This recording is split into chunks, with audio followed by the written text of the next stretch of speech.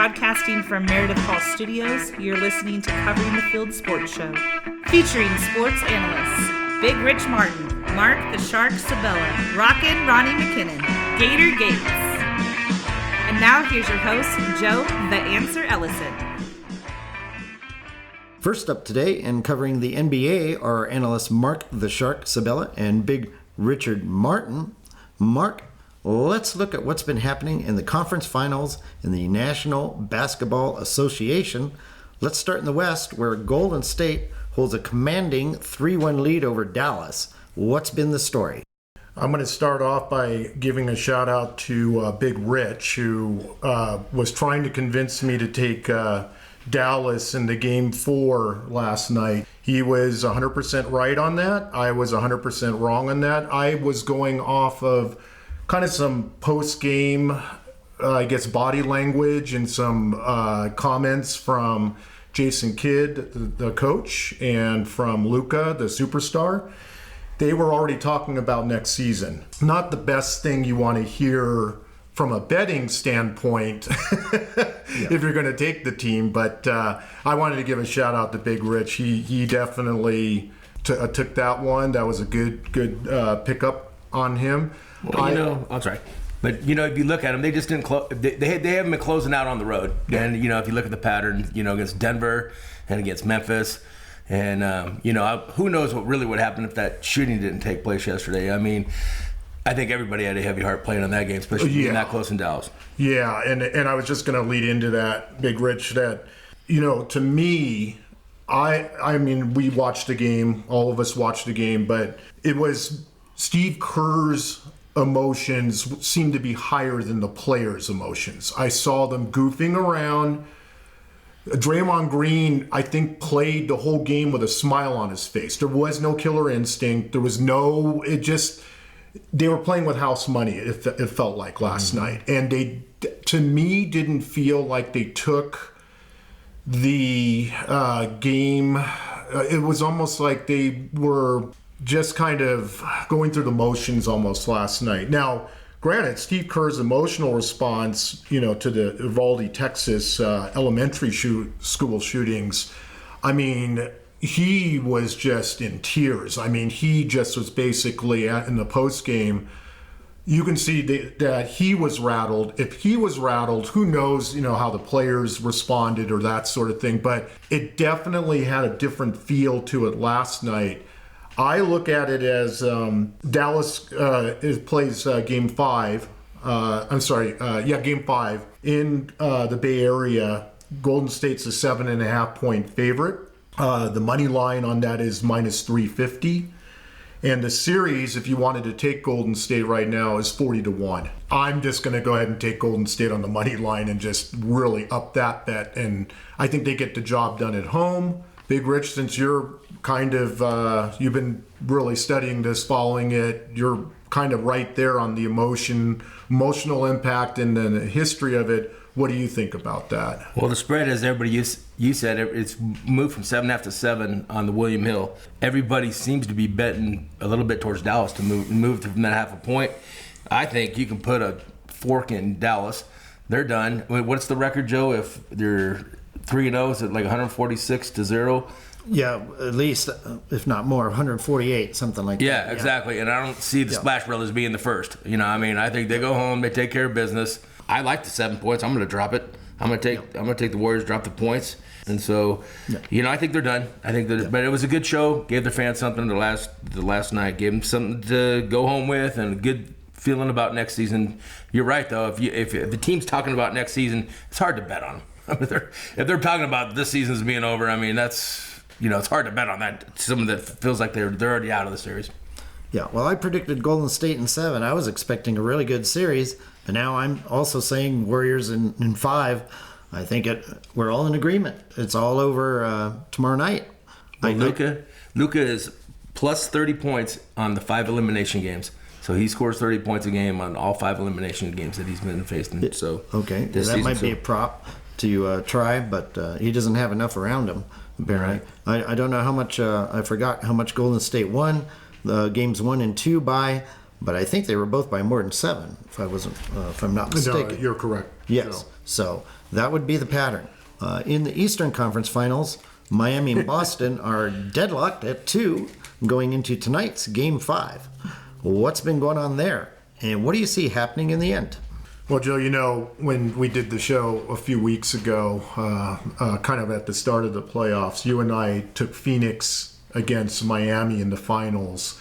You have been steadfast at staying with Miami. At the beginning of the series, I just like the way Boston's defense is playing. I like the way Jason Tatum was starting to really emerge as a mega superstar. He was really leading the team. And so, not to go against, really wanting to go against my original pick, I just thought Boston was the hotter team at that point. No slam on Jimmy Buckets or Tyler Hero or anyone like that, but I just thought Boston had the edge. Apparently the odds makers felt the same way. They made them a 125 favorite, a minus 125 favorite, and I guess the big thing is which players are going to play in this thing, which ones are injured, which ones are going to play or start off playing and get injured in the game. This has been probably 6 different stories in just the 4 games. It's just wild swings going back and forth. I think it's in a little bit of a bettor's nightmare so far up to this point. You don't have any consistency. You don't have any, but you really can't, because you don't know who's playing. You don't know who's going to be out there. So injuries are a major part of this series. It's 2-2 right now. Boston is actually a 2-point favorite for the next game. On the road in Miami? I think it's tonight, I believe. So, Yes. Mark, you see Yes, the it is. 2 points. Do you think, okay, so we have to look into this. We're all going to bet the game, of course. Do you think that it's analytics, is it the eye test, or is it your heart? Why is everybody picking Boston on the road? They're both even, or is just how bad they played in Game 4? Well, Big Rich, it's just like when you look at lines like the Lakers or Brooklyn, lots of times that line is going to be skewed because they're very popular teams. Boston, no difference on that. So I guess the long answer to that is also we don't know who Miami is going to suit up tonight. We don't know that for 100%. Well, Hero's questionable. He's a game time decision. Jimmy Buckets? Is Jimmy he playing? Butler's playing. Okay.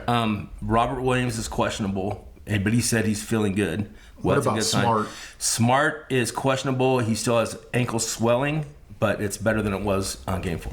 So it's going to be game time decision. So why would you bet it if you know that? Exactly. Why would you wait till the end and just see if they're going to play or not? Exactly. Now, one of the things that Joe, you and I have talked about in series past is the Celtics are minus 175 now to win the series. Miami, even though they will play 2 of the next 3 if it goes that far at home, Miami's plus 155 and they have home court advantage.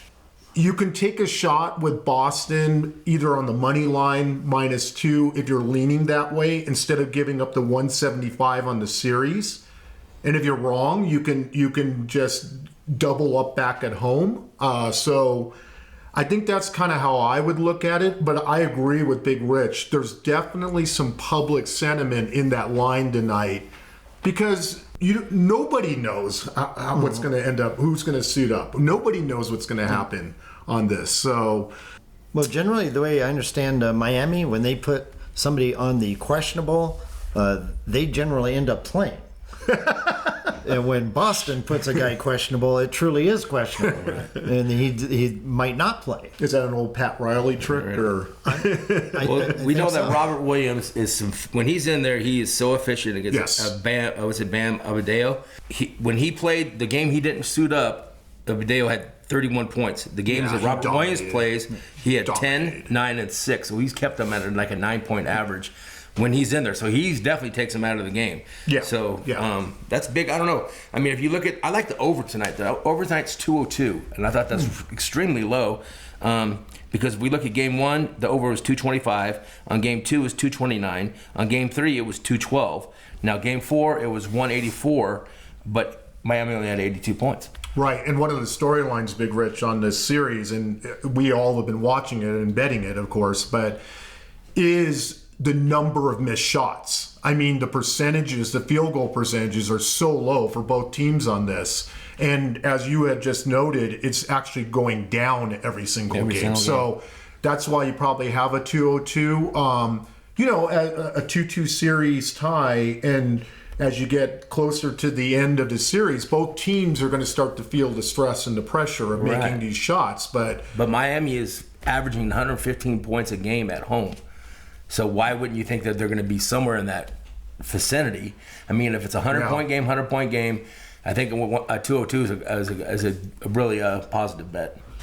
And then keep in mind, guys, also, I mean, game 2 in Miami, Boston went in there, a little mini must-win situation for them, and just throttled them. So I think the bettors are kind of looking at which team are you going to get, like I said from the beginning, and who's going to play and who's going to step up and make their shots. Well, after Boston throttled them in game 2, Miami went up to Boston. That's right. And beat them out. So it's an even. I think it's just an even match. These teams are just so even, so great to watch. We know the NBA history, Game 5 winners, out of 180 times that we had Game 5, 147 have won, so that's 82%. Yeah. Of Game 5. I think the spread has a lot to do with the last game, that Boston looks so good and Miami looks so bad. Yeah. Because Boston, in my mind, shouldn't really be favored on the road. No. Right. Miami should be the small favorite. And then with 2 of the 3 potential games still being played in Miami, they're favored to win the series. And it's even larger now than when the series started. Yeah. Right. So that doesn't make 2 out of 3, It doesn't make sense at all. Well, Vegas is seeing something. Well, throwing out some of those numbers that we talked about earlier, in series tied 1-1, the Game 3 winner goes on to win the series 73% of the time, and that was Miami. The Game 5 winner in series tied 2-2, like you said, Big Rich, wins at 82%. But just last series, Boston and Dallas both debunked that theory. They both lost Game 5. They both lost Game 5 down. It was 2-2 and ended up winning the series anyway. So if you go strictly by percentages, you would say that probably won't happen again this year because it already happened twice. So I'm thinking Miami wins this game. I predicted Miami in 7. I'm sticking with that, of course. And you're going to get plus money. And I'm going to get plus money right now. Yeah. Well, I'm going to stay away from it tonight because I don't know how this game's going to go, but I definitely like the over. I definitely like the over at 2-2. Well, I like Boston in Game 6 regardless. If Boston happens to win this game, I think they close it out in Boston. But I don't see that happen. So, fantastic info. Can I something get a little bonus questions for my guys over here? Okay, let's quickly do that. So I was gonna maybe try and do a take or fake on these, but then I wanted more of an open-ended answer from you guys on this. So I think I have 3 questions for you. Not trivia questions, but just general opinion questions about the NBA season this year. So I think question number 1 would be for you gentlemen who would you say was the biggest disappointment this year in regular season plus through the playoffs? That's an easy one for me, being a Laker fan. Right. How did the Lakers not even make the top 10, not even make the play-in tournament, the 4-team tournament? I mean, 30 teams make the playoffs essentially. 20 teams of the 30 make the playoffs essentially, and the Lakers aren't even one of those 20. Yeah. That's unbelievable. Right. That's the biggest disappointment. I would have to say Phoenix. I mean, I know they were the number 1 team going into the playoffs, number 1 home court percentage, and they go out there and just throw that Game 7. That was just, I know the Lakers' future is gloom, but I don't see how Phoenix gets over this unless they make some big changes. Yeah, and that's funny, guys, because that's kind of what I was looking at was the Lakers and Phoenix, and definitely laying a giant egg that turned into a horrible omelet there in that Game 7 at home. It it wasn't even competitive at all. And I would say the honorable mention would definitely have to go to the Brooklyn Nets as a third giant disappointment. Didn't disappoint me at all. Me neither. I thoroughly enjoyed it. Me neither, sir. I liked it too, but I was full on expecting it. In fact, this falling apart of egos. Right. Okay, talking about the Lakers, do a take or fake on this.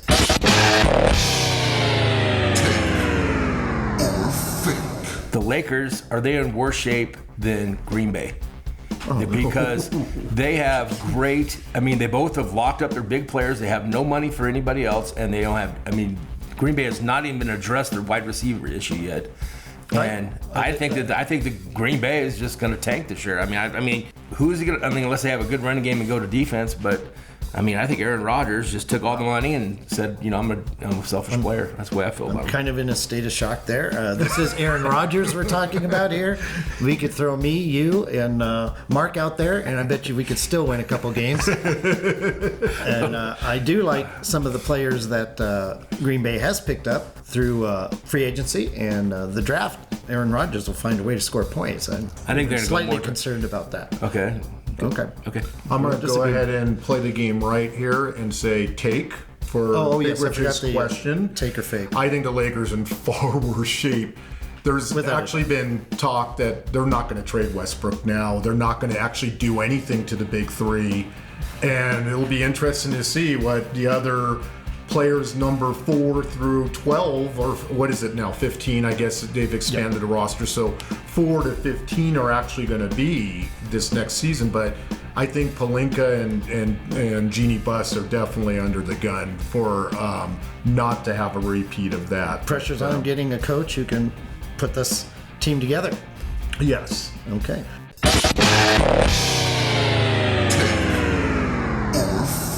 And question 2, and I'll just make it the final question since my producer is giving me the evil eye over here.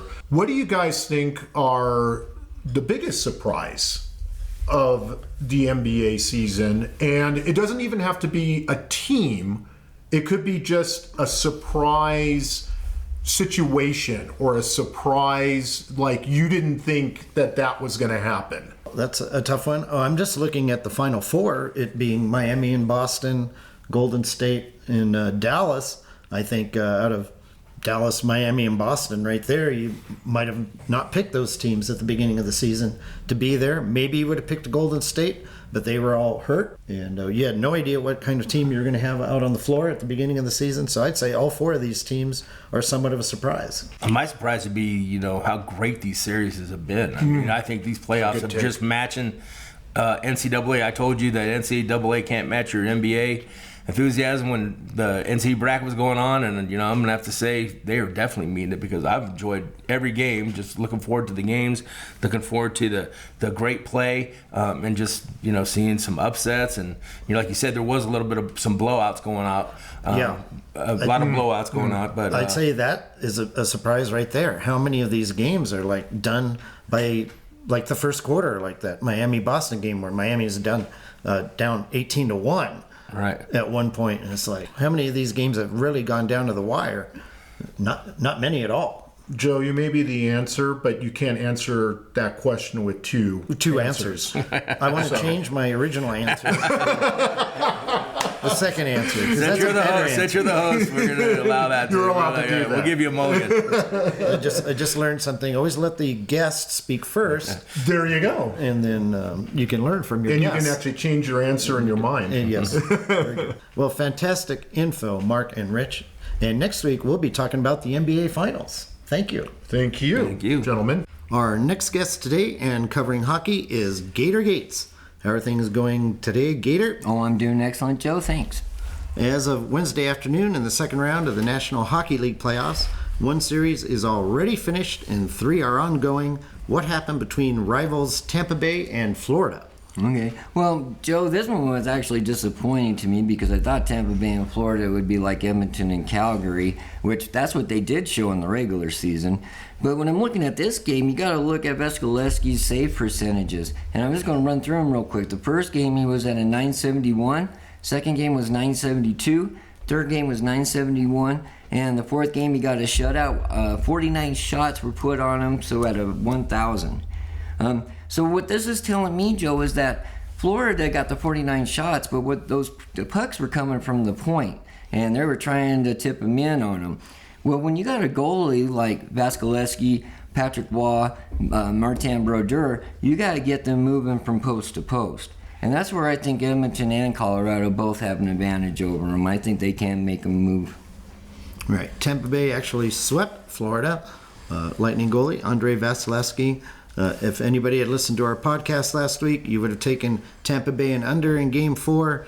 He has given up 1 goal now in his last 7 series-deciding games, which is unbelievable. Unbelievable. But again, you got to get that goalie moving. And when they did get those shots on net, it was right at their chest, Joe.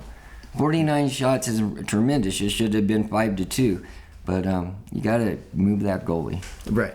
Well, Florida had a great season. Won the President's Trophy for being the best regular season team. The Chicago Blackhawks in 2012 and 13 are the last team to win both the President's Trophy and the Stanley Cup. Yes, so it's not certainly any way to determine who's going to win the Stanley Cup. No. How good you do in the regular season. Unless your name is Detroit Red Wings. Right. And I picked the Lightning, but in 7 games, and certainly not 4. Yeah, it was kind of disappointing. Like I said, I thought it was going to be a rivalry, and they did show that in the regular season, Joe. Right. But it was nothing like that in the playoffs. No. Also in the Eastern Conference, Carolina and the New York Rangers are now tied at 2 games apiece. What's been going on there? Well, Joe, the biggest stat that sticks out in my head here is Carolina 6-0 in the playoffs at home and 0-5 on the road. I like Carolina, always have, but that stat scares me so much because you're not gonna win the Stanley Cup if you can't win on the road. I don't know, Joe. You think Carolina's gonna win it all out? Yeah, if you go with this, they're gonna win Game 7. But Sherskin, the goalie for the Rangers, Igor, he's up there, Joe. I put him up there. Well, he's a finalist for the Hart Trophy, which shocked me, which goes to the most valuable player. I didn't think any of the goaltenders this year were going to be up for that award. But Valesky, if you look at those stats, he could. Right. I'd give the coach more credit there. I'm sorry, I'm not lying. But as you've been saying, for betting-wise, Carolina has been extremely predictable.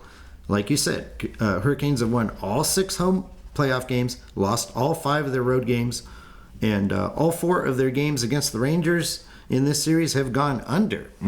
Yeah. So home team and under.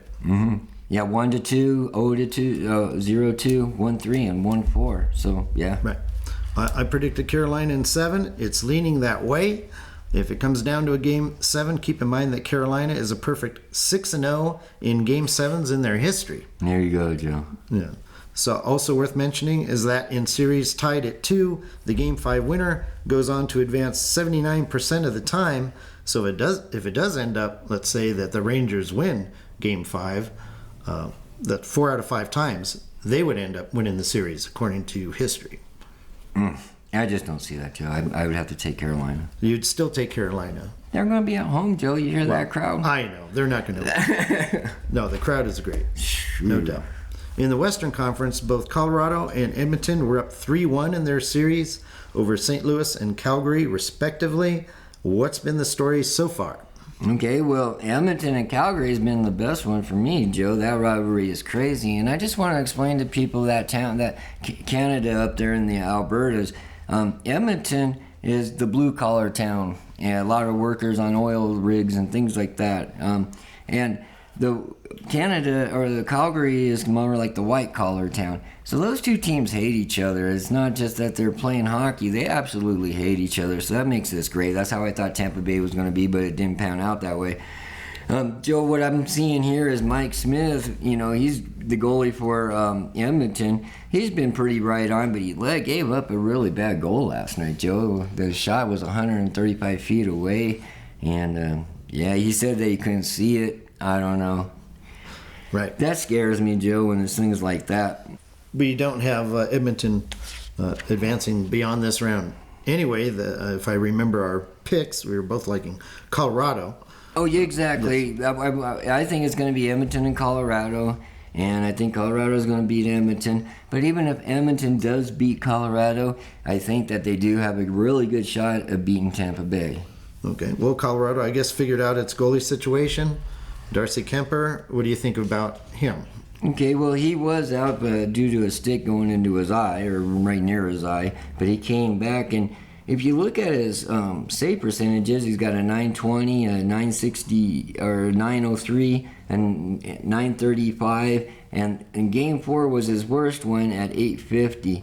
But Joe, when I'm looking at these, I'm looking at it kind of like in baseball, where the ERA for a pitcher is kind of deceiving. Like Peavy's ERA was always deceiving. I think he's a great goalie, but I think Colorado has a defensive team that helps him out a lot, and I think that if he ever got hurt, Colorado doesn't have a backup goalie. Right.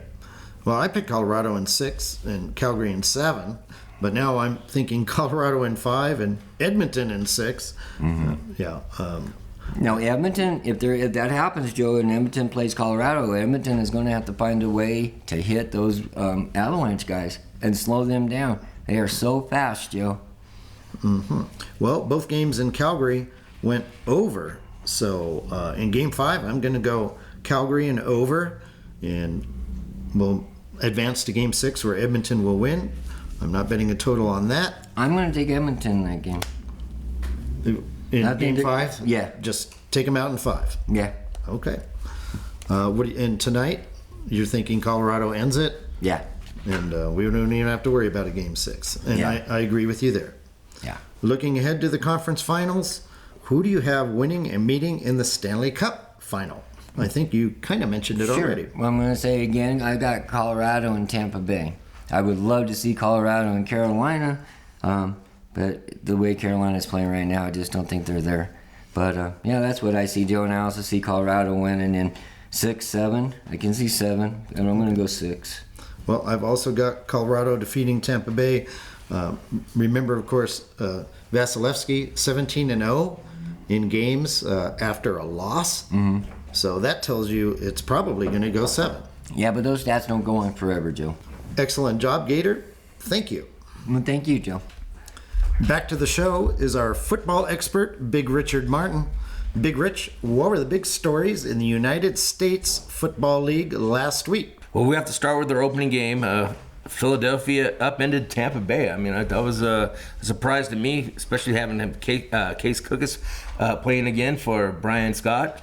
And he was efficient enough. He was 11 for 20 with 73 yards and 2 touchdowns. And Matt Colburn ran the ball 18 times for 140 yards with 3 touchdowns. So even though the good play of Jordan Tamayu had 333 yards with 4 touchdowns and had 1 pick, but wasn't enough, and Philadelphia got the upset.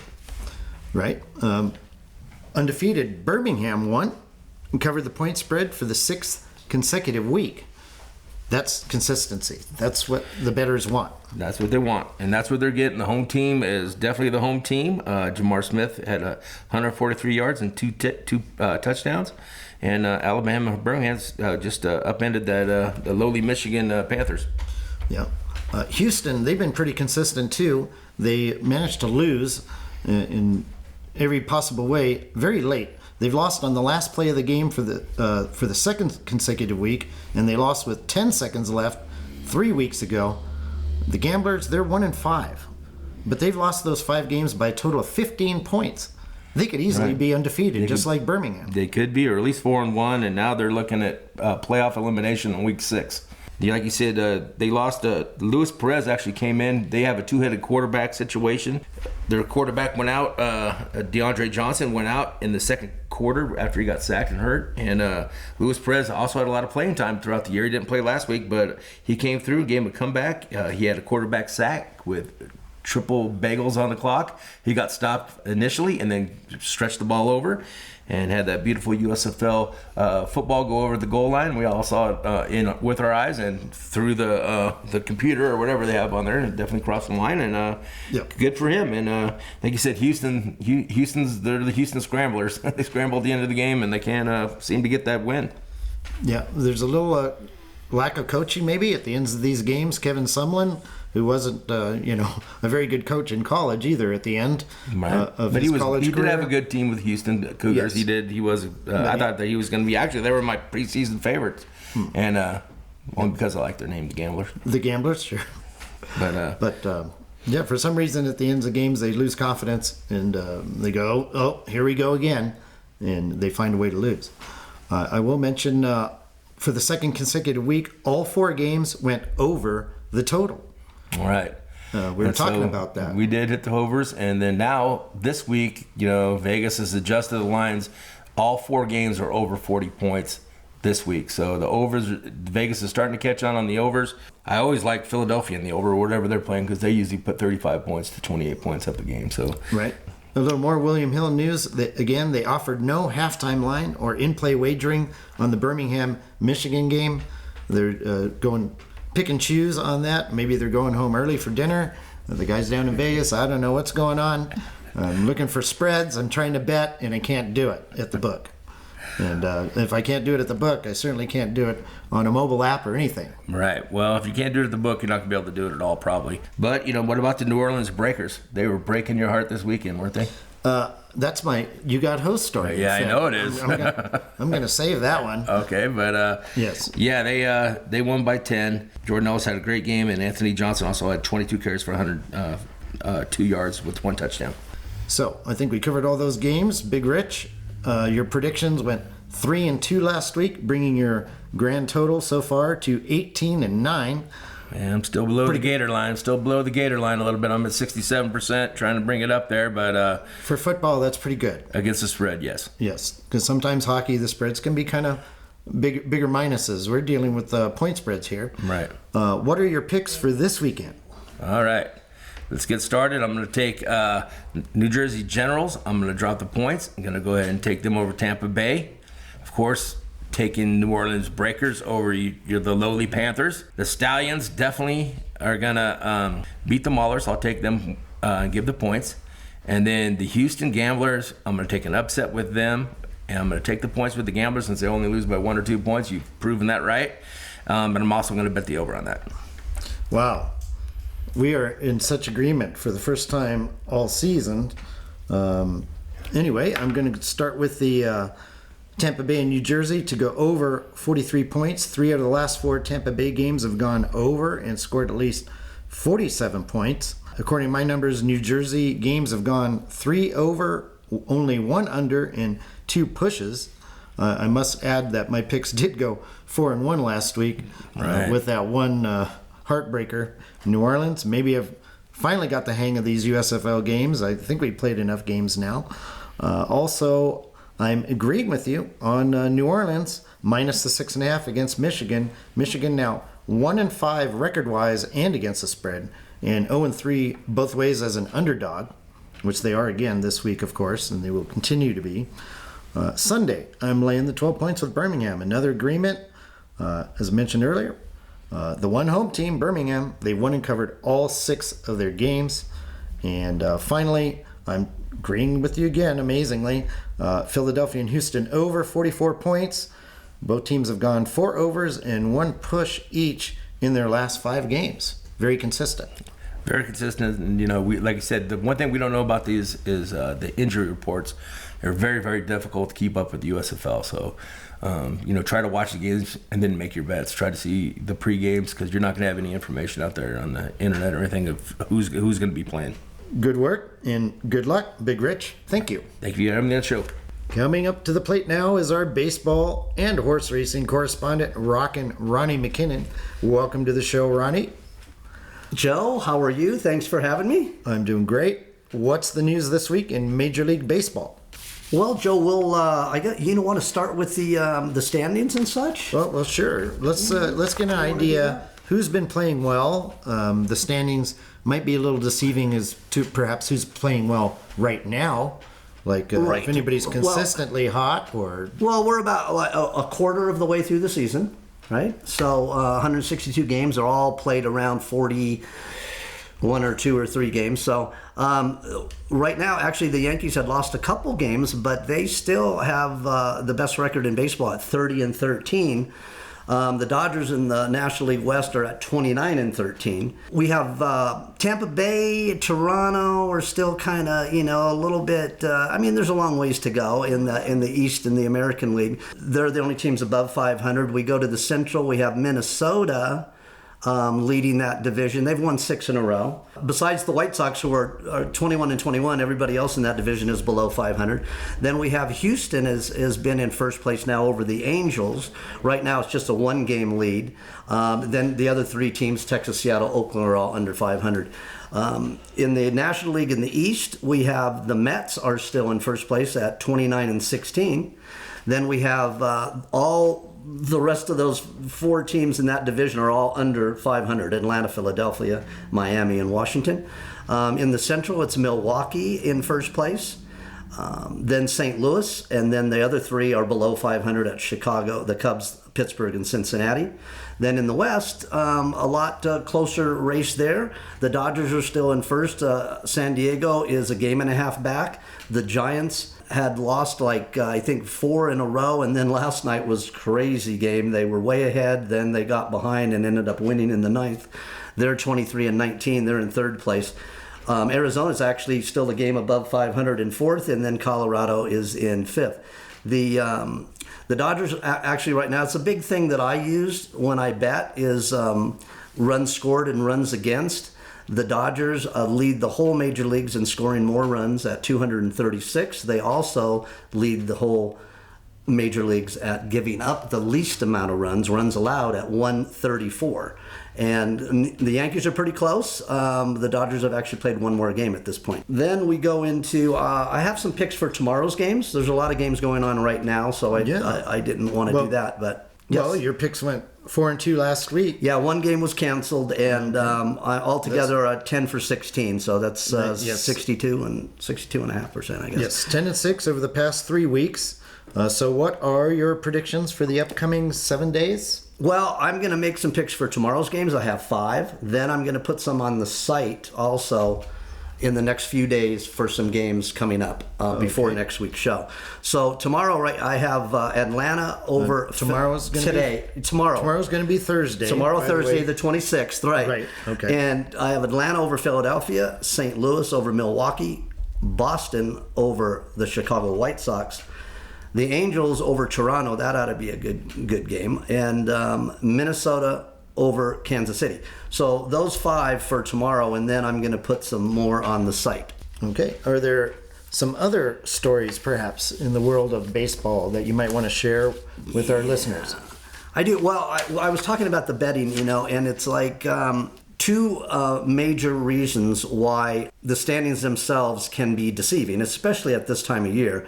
There's a variety of different reasons, but there are 2 major reasons. You can often get a better sense of a team's true talent level by looking at the runs scored and runs allowed, which I brought up before, than you can by actually looking at the standings and what their records are. I use that runs scored and runs allowed a lot in my betting. Then, of course, the strength of the schedule. By the end of the year, all the teams have probably played all the other teams about the same amount of times. In the beginning, it's a little different. You might find your team, hey, how come we're playing all these better teams than these guys aren't? And so that's something I look at also. Those are 2 big things to look at. It's actually, baseball has a thing, it's Baseball Reference. It's called Simple Rating System is what they call it. And I've always used that, runs allowed and runs that they've scored. So a couple other things. Of course, we have the DH now in the National League.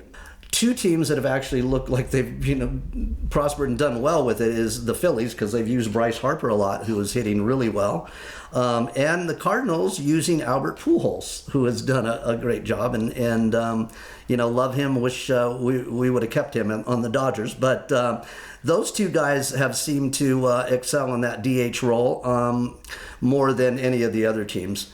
Another thing I wanted to talk about, I brought it up once before, and then somebody asked me about it. I talked about the battery, which is that's what they call the pitcher and the catcher, and they're called battery men now. Of course, we're gonna have to change that eventually. When a young woman gets in there and catches and call it battery mates or something, right? But that's what it's called, and it's actually in reference to the firepower of a team's pitching staff, and it was inspired by the artillery batteries that were in use in the American Civil War.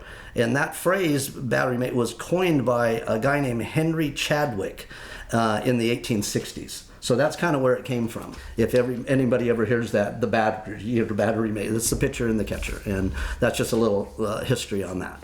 Comparing pitching to heavy artillery.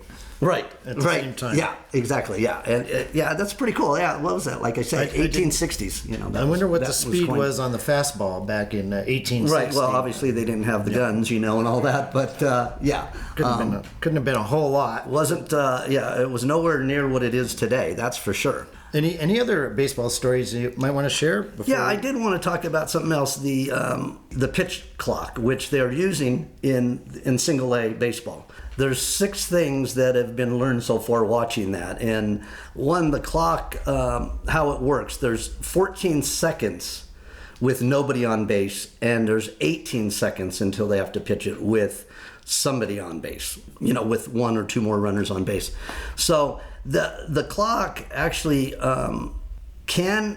they've said that they found that it actually improves the player's health and performance, and they're basing that on, well, the game goes a little quicker. It can be somewhere so far between a half hour and an hour, and they get in, to the locker room faster, and I don't know, that's something I don't want to get into too much, but that's what they're saying. The clock also adds some intrigue to the running game, because the pitcher only gets 2 pickoff attempts. How sometimes they'll throw over there like 8 times. Unlimited. Right. Well, they only get to do it twice. So they found that the stolen bases have actually gone up a little. People, they're running more.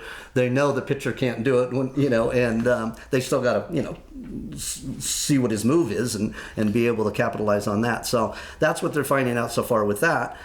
The pitchers have they found this new like cat and mouse game, because the batter actually can only step out of the box one time. And what'll happen is that the pitcher is like looking at him and going, hey, and he'll take his time, and the batter accidentally will step out again. Okay. And the pitcher throws the ball, and if it's a strike, it's called a strike even though he steps out again, because he can't step out again. So the pitcher kind of playing with them, making him wait a little longer, and the guy forgets and he steps out again. So that's happened. Mm-hmm. Well, I'm trying to picture enforcing these rules. Right. Like if you go over 14 seconds or 18 seconds, it's an automatic ball.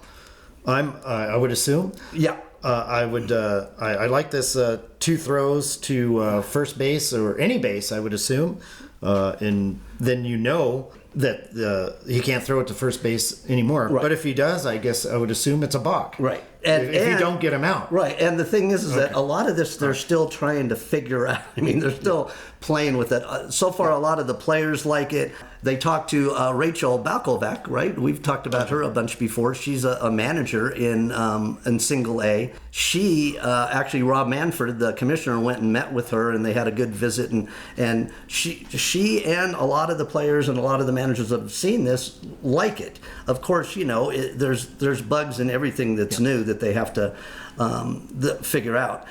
So they're learning as they go, and we'll see how that works. I mean, once it comes to the major leagues, it's going to be if it ever does, totally some things are going to have to change. Well, I mean, they're going to have to fine tune it. It seems kind of simple to me. If you step into the batter's box and you step out, it's a strike. If you step on the rubber and you don't throw a pitch, it's a ball. And the guys do, people step out a lot, and that's going to cut down. So go in there when you're ready, and put your foot on the rubber when you're ready. But the pitcher is kind of playing with him and like going, okay, I'm going to get him to step out. He can't step out again. I'm going to make him wait. Of course, he's got to pitch the ball within a certain amount of time too. So there's potential for that. There's a lot of different stuff. So far, everybody down in that in Single A likes it. The players and the coaches. Well, most of them, not everybody, but. So switching gears here a little bit. Although I usually say that for racing, but right. Hey, it works. Yeah. I've been watching some of this women's college softball, which I find very exciting and very interesting.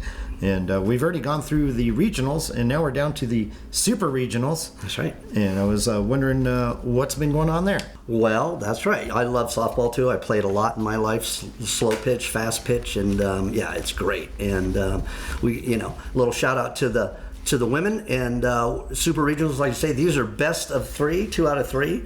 There's like 16 teams left.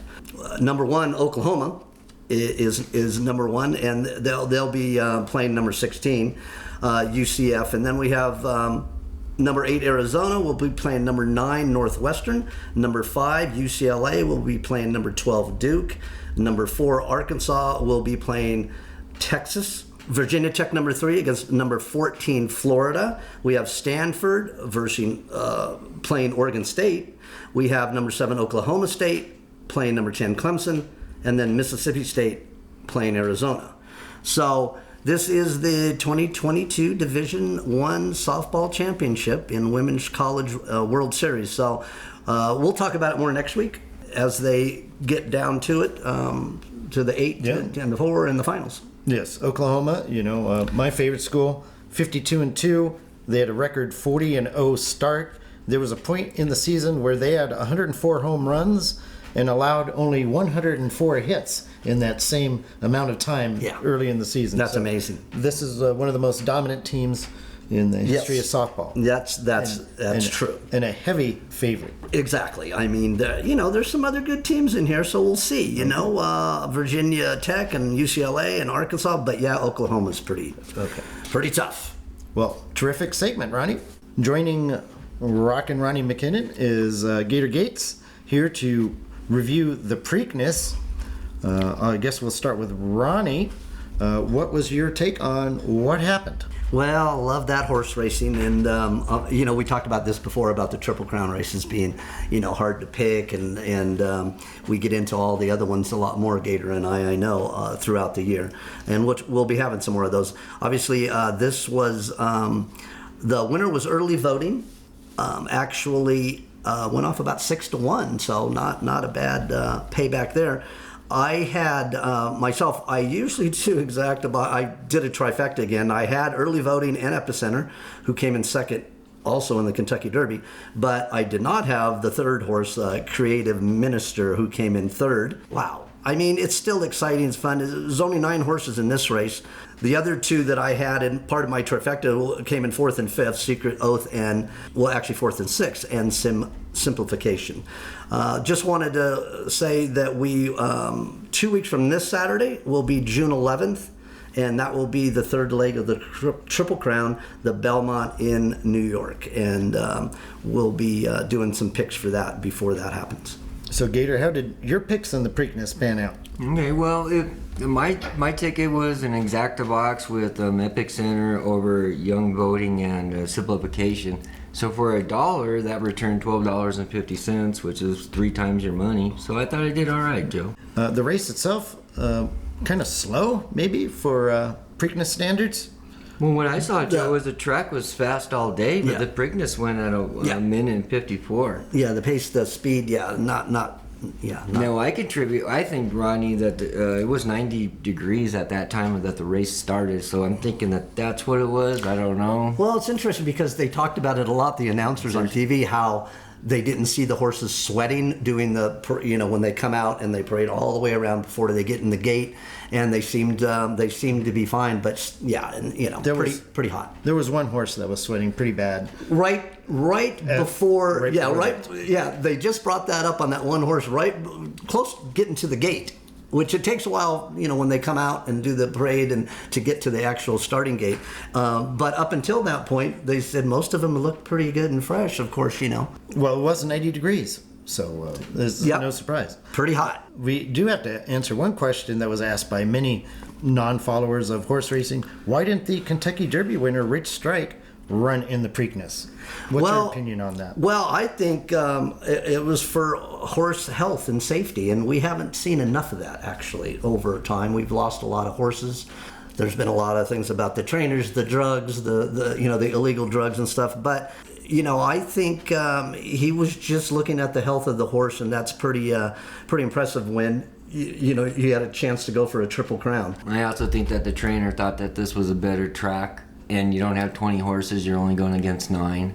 That's true. And then that's true. Usually your winner, now this race is only 2 weeks after the Derby, so usually the winner of the Derby, is only going to have 2 weeks. That's right. And that's a controversy that's been going on forever. Well, yeah, because there's 3 weeks between the Preakness and the Belmont, which is the third leg of the Triple Crown, but there's only 2, and it's been like that for a long time. That's why I don't think they should change it. I don't like it, but I also don't think they should change it.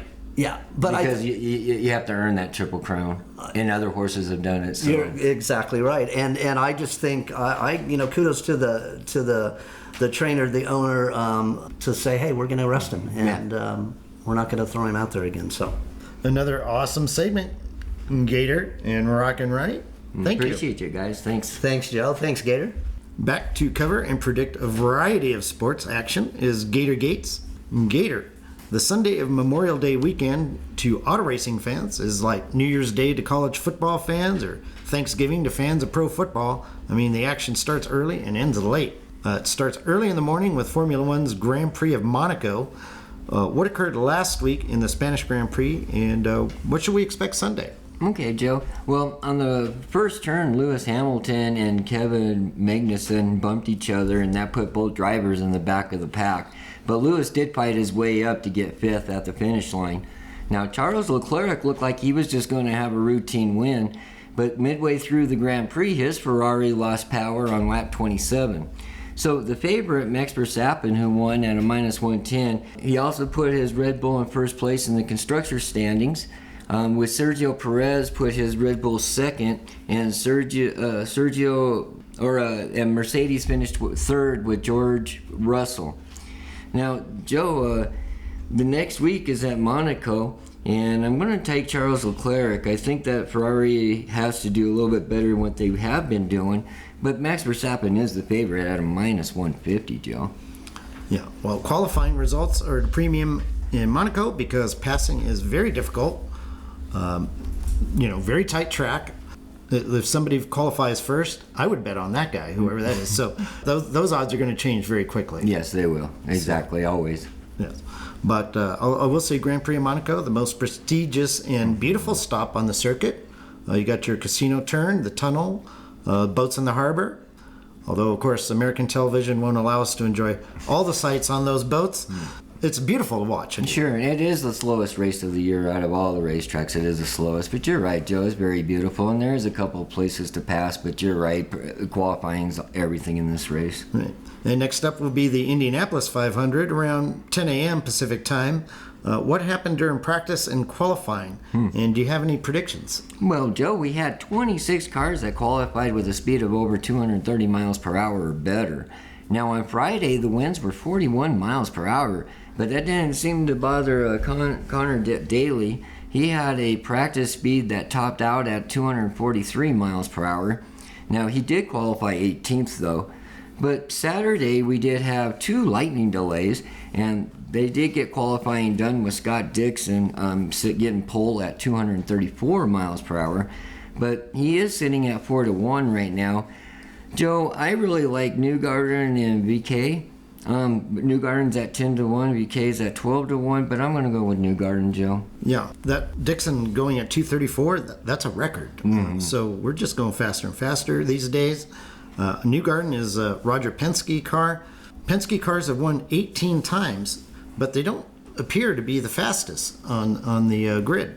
So I would normally like to bet Penske. I just can't do it. Well, they're consistent, Joe, and this is 500 miles. Right. That's probably, they're just consistent. I agree they're not the fastest. And lastly, at 3 o'clock is NASCAR's Coca-Cola 600 from Charlotte Motor Speedway. What were the results at last week's Texas All-Star race? And do you have any picks at Charlotte? Okay, Joe, well, we did have a little controversy at the end of the race in Texas. Ryan Blaney at 9-1 was about to cross the finish line when the yellow flag came out for a spin by Ricky Stenhouse.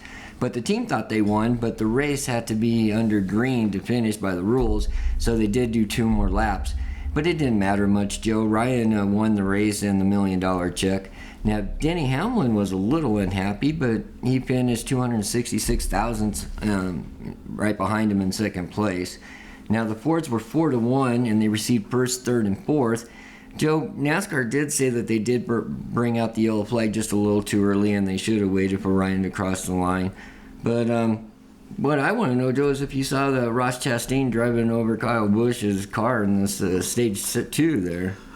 Yeah, I did kind of watch it. I didn't have any volume on it, but I'm sure the fans were enjoying Kyle Busch getting run over a little bit. It was pretty wild. It was something else. Yeah. Like you said, next week is the Coca-Cola 600, and that's the longest race of the year. I love the Chevys at this track. Kyle Larson, Chase Elliott. I'm going to go with Chase. Chase Elliott's at 7.5, and Kyle Larson, I think, is 4.5. All right, we'll see how that goes. That'll be a really long day of watching racing for a lot of racing fans. Gotta watch out for the weather, though. Yes, they do have problems in Indy and Charlotte on occasion with the weather. And, on these days, yeah, so we might be watching it on Monday as well. Yeah, or till about midnight. That's true, yeah. And Gator, golf's second major, the PGA Championship, was last weekend. I know there was some money to be made on this, depending on when you bet it. Tell us some stories about that. Okay, well, Justin Thomas was 250 to 1 on Sunday at PointsBet. And a bettor put $200 on Thomas and won $50,000. Well, he was actually 8 strokes back with 10 holes to play. Well, Sunday's round was excellent entertainment, Joe. All the leaders were trying to calm their nerves. And on the drives, they were very fidgety before they hit the ball. Iron shots were going into the creek, and putts that were confidently going in on the first 3 days were now very shaky. But Justin Thomas was the exception. Every move he made was with a purpose. Now, it wasn't that he was making excellent shots, Joe. It was more that everybody else was just falling apart. But he did end up making one of the greatest comebacks in major championship history. And Mito Pereira was leading going into Sunday, but had 5 bogeys and 1 double bogey on 18. Now, Thomas beat Will Zalatoris in the 3-hole playoff to earn a $2.7 million check. But what caught my eye, Joe, was all these new faces on the leaderboard during the 4-round event. Hard to wager on, but very exciting to watch. Yeah, Pereira was 201, as you said. He had it in his hands, basically. He hit the tee shot on 18 into the water, ended up double bogeying.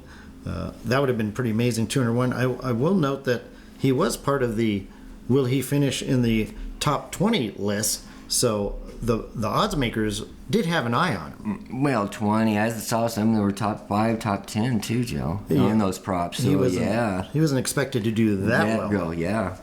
So, so it was a 3-hole playoff, which caught some people by surprise when Thomas birdied the 17th hole and Zalatoris did not. And so, we've still got another hole to go. It wasn't a sudden death playoff, so you got to keep that in mind. I would say Tiger Woods quit after the 3rd round. He took his balls and went home. He said, I've had enough. He was limping around the course, and I would say that he was not part of the matchups on the betting. So the odds makers were thinking he might not make the cut or finish the the whole 4 the whole 4 rounds. Now the books usually have the U.S. Open out months before that, and I haven't looked at it lately, so it'd be interesting to see if he's even on that still. Right. And Gator, I guess we should quickly mention tennis's French Open, which we previewed last week. Started Sunday. Have there been any upsets yet? We've been close, Joe, but nothing yet, and we will. I'm sure we will coming up. Oh, it's coming for sure. Carlos Alcaraz, our pick, our 19-year-old, almost lost today, in fact, to another Spaniard, but he did pull that one out. Naomi Osaka lost on the women's side, but that's not a big upset. She's mainly just good on hard courts. Nothing big yet, but next week certainly we'll have more to talk about there. Thank you again. Great job, Gator. Thank you, Joe. Thank you guys so much. Sponsored by MXE Media, ladies and gentlemen, it's that time for the moments we've all been waiting for, the stories that make us furious about bets that appeared surely to be winners, but in the end something went horribly wrong and they ended up being losers. It's the segment we affectionately call You Got Hosed. You got hosed. So Gator, do you have a You Got Hosed story this week? Yeah, Joe, a professional bettor named Rufus Peabody put $500 on Parada on Sunday. Now, that ticket would have paid $150,000. But Mito was up by 1 on 18, but he did hit the water, and that did cost him a double bogey and one shot behind the playoffs with Justin Thomas and Will Zalatoris. So I would have to say, if you betted Mito Parada, you got hosed. Yeah, 1 stroke ahead on the very last hole. Even a bogey, at least you're in a 3-man playoff. Double bogeyed, much like Mickelson did at the U.S. Open one year. He'll never live that one down. No. Poor old Mito. You got hosed story, Joe? Oh, yeah. I got hosed by the USFL and the Pittsburgh Maulers against New Orleans last Sunday. I had Pittsburgh plus 8 points.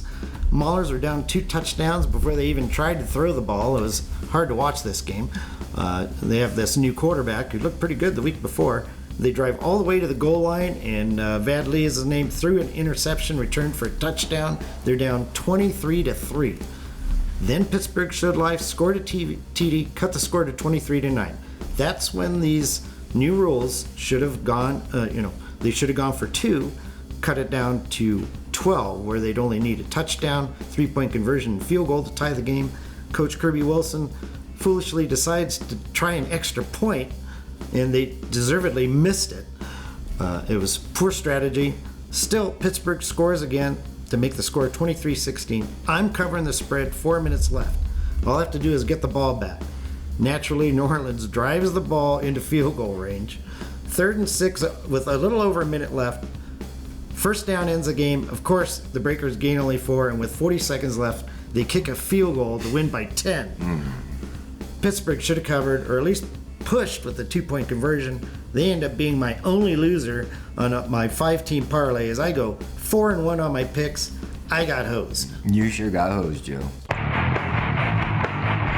You got hosed. Thank you all for tuning into the show, and we look forward to bringing you another episode of Covering the Field. You've been listening to a Covering the Field sports show. Visit us at coveringthefield.com. Email us your comments, questions, and You Got Host stories at coveringthefield@gmail.com. Find us on Twitter at coveringfield. Thank you to our junior IT, Caden Martin. Thanks to our assistant to the editorial staff, Boots McCage. We will see you all next time for another episode of Covering the Field.